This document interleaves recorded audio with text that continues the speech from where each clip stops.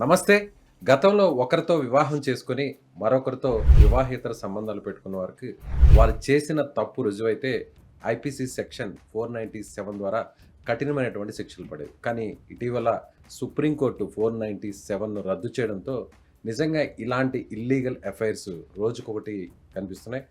ప్రస్తుతం దీనిపైన విశ్లేషణ చేయడానికి, అసల దీని గురించి మాట్లాడడానికి అడ్వకేట్స్ డే తరపున ప్రముఖ న్యాయవాది పూజారి నాగేశ్వరరావు గారు ఈరోజు మనతో పాటు స్టూడియోలో ఉన్నారు.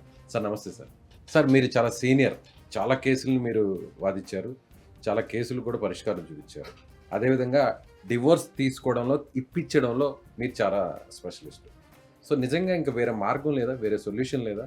అంటే ఒకరితో వివాహం చేసుకొని, ఇంకొకరితో వివాహేతర బంధం పెట్టుకుంటే, ఇంకా వాళ్ళకి విడాకులు ఇచ్చేయడమేనా?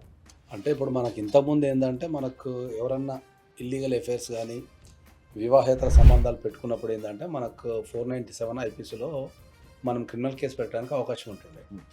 మనకు సుప్రీంకోర్టు ఏం చేసిందంటే 497ని మనకు కొట్టేయడం జరిగింది. అంటే ఇక 497 అనేది ఇన్వాలిడ్. ఎవరన్నా ఇల్లీగల్ అఫైర్స్ కానీ లేకపోతే వివాహేతర సంబంధాలు పెట్టుకున్నప్పుడు వాళ్ళ మీద క్రిమినల్ చర్యలు తీసుకోనికి లేదు అనేది చాలా స్పష్టంగా చెప్పింది.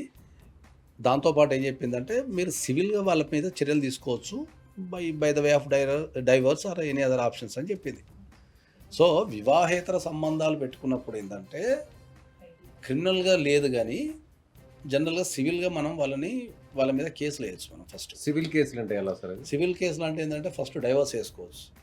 సో డైవర్స్ వేసుకుంటే ఏం ప్రాబ్లం అవుతుంది మనకు అంటే ఏంటంటే ఇప్పుడు వాళ్ళే వివాహిత సంబంధం పెట్టుకుంటారు, మనం డైవర్స్ వేస్తే వాళ్ళు ఇంకా ఫ్రీ అయిపోతారు కదా, ఇంకా ఏం శిక్ష పడుతుందని చాలా మంది అడిగే అంతే కదా. ఇప్పుడు వేరే ఒకరిని మ్యారేజ్ చేసుకుంటే ఫస్ట్ వాళ్ళకి ఆ విషయం తెలిస్తే భార్యకి గొడవ చేస్తారు, భార్యకు భర్తకు చేసినప్పుడు డైవర్స్ వేసుకోవడం తప్ప ఇక క్రిమినల్ చర్యలు ఏం తీసుకోలేము అనేది చాలా మందికి ఉన్న ఒక క్వశ్చన్. అది డైవర్స్ వేసుకుంటే ఇంకా విచ్చలవిడి అయిపోతారు కదా అనే టైప్లో ఇది అందరి మనసులో ఉన్న ఒక క్వశ్చన్ ఇది.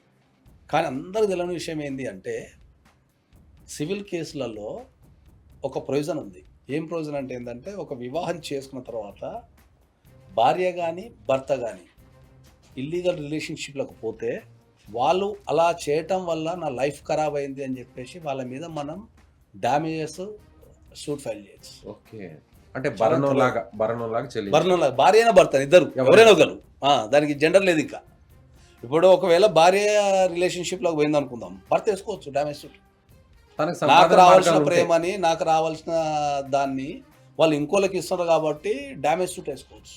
భార్య అయినా కూడా ఇవ్వాల్సిందే. అదే చెప్తున్నది. ఇది చాలా మంది తెలియదు దేశంలో. ఇప్పుడు భార్య పోతే భర్త వేసుకోవచ్చు, భర్త పోతే భార్య వేసుకోవచ్చు. ఇది ఏ కేసుకు సంబంధం లేదు. దాంట్లో వాళ్ళు ఇల్లీగల్ రిలేషన్షిప్లో ఉన్నారని మనం ప్రూవ్ చేయగలిగితే you can claim damages 100% damage claim చేసుకోవచ్చు. ఎట్లా సార్? అంటే ఇప్పుడు క్లెయిమ్ చేసుకోవడం అంటే డ్యామేజ్ ఎలా? ఆస్తులు అటాచ్మెంట్ చేయొచ్చు, వాళ్ళని ఉద్యోగాలు కూడా ఇవ్వచ్చు, లేకపోతే వాళ్ళ దగ్గర నుంచి ఫైనాన్షియల్ అసిస్టెన్స్, నాకు ఒక ₹1,00,00,000 ఇవ్వండి, 50 లక్షలు ఇవ్వండి. అంటే విడాకులు తీసుకున్న తర్వాత విడాకులతో సంబంధం లేదు. అదే చెప్తున్నా, విడాకులతో కానీ వాటితో కానీ వీటితో కానీ దేనితో సంబంధం లేదు. ఇప్పుడు ఒక భార్య కనుక 498 ఎట్లా పెడుతుందో, లేదా డౌరీ హరాస్మెంట్ ఎట్లా పెడుతుందో, లేకపోతే మెయింటెనెన్స్ ఎట్లా పెడుతుందో, లేకపోతే గృహహింస చట్టం ఎట్లా పెడుతుందో, అట్లనే ఈ సివిల్ సూట్ అనేది భార్య పెట్టచ్చు, భర్త పెట్టచ్చు.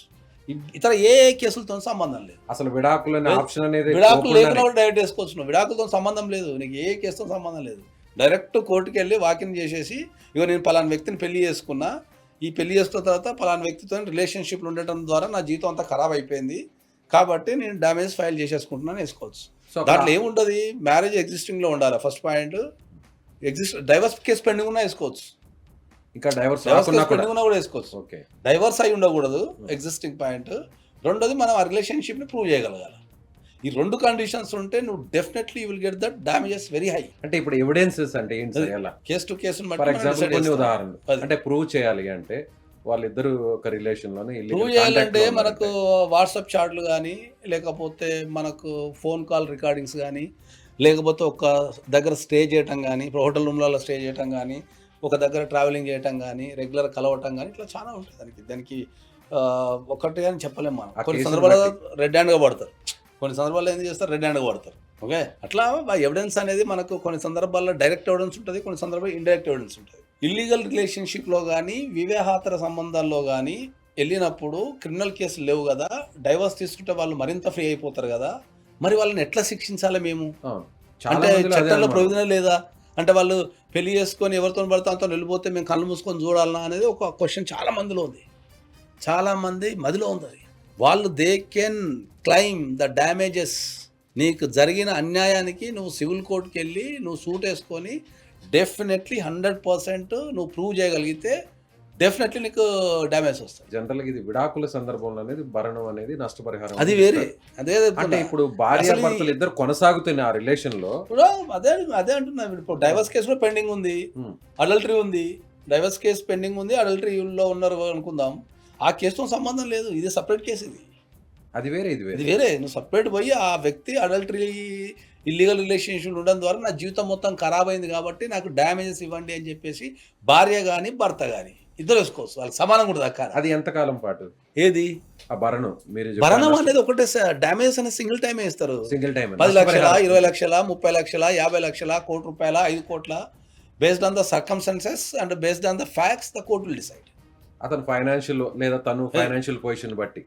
ఇంకా ఇంకా ఇంకా ఇంకా గట్టిగా మాట్లాడితే భార్యాభర్తలు పెళ్లి చేసుకున్న తర్వాత వాళ్ళు ఎవరన్నా సహకరించకున్నా కూడా, అంటే ప్రేమగా చూసుకోకుండా కూడా డ్యామేజ్ చేసుకోవచ్చు.